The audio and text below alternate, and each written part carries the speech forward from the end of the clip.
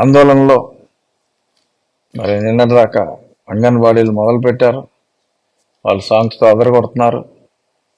ఆశా వర్కర్లు చెప్పాలి అంటే ముఖ్యంగా అంగన్వాడీ అండ్ ఆశా వారి కోరిక సహేతుకం. మహిళలు, వారందరూ మహిళలు, బిడ్డకు జన్మనిచ్చే తల్లి, బిడ్డలను లాలించే ఆ అంగన్వాడీ ఆ టీచర్లు మన సొసైటీలో తప్పకుండా ఉండవలసిన ఇంటెగ్రల్ పార్ట్. వారు కోరుకుంటున్న పక్క రాష్ట్రంతో సమానంగా ఇస్తామని మనం చెప్పిన ఆ కోరికనే వారు తీర్చమంటే అక్కడెక్కడో గుజరాత్లో తక్కువ ఇస్తున్నారు, ఇంకెక్కడో ఏదో ఇస్తున్నారు అన్నట్టుగా మనం మాట్లాడటం అనేది చాలా తప్పు. అక్కర్లేని ఖర్చులు. ముఖ్యమంత్రి గారు ఓ 3 నెలలు ఉండటం కోసం ప్రభుత్వ ఖర్చు 500 కోట్లు ఖర్చు పెట్టి ఒక చిన్న ఇల్లు మరి కట్టుకోవటం భావ్యమా?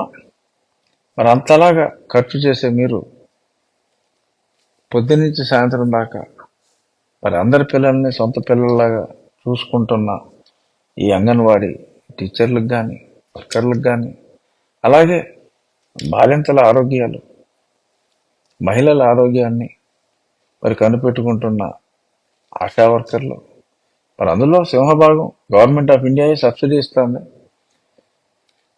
మరి ఆ మిగిలింది మనం వేసుకోవటానికి కొంత కావాలంటే గవర్నమెంట్ ఆఫ్ ఇండియాను కూడా పెంచమని అడుగుదాం.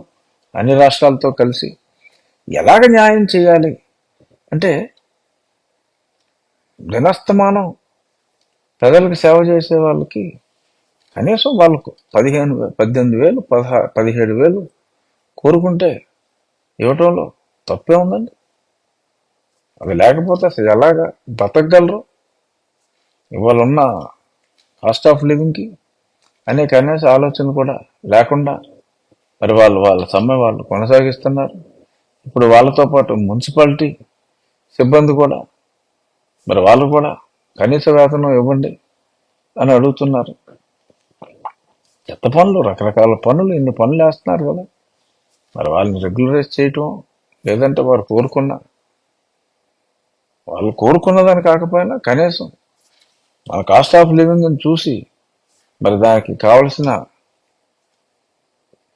ఆ కాంపెన్సేషన్ని ఇవ్వాల్సిన బాధ్యత మానవతా దృక్పథంతో మన మీద ఉంది.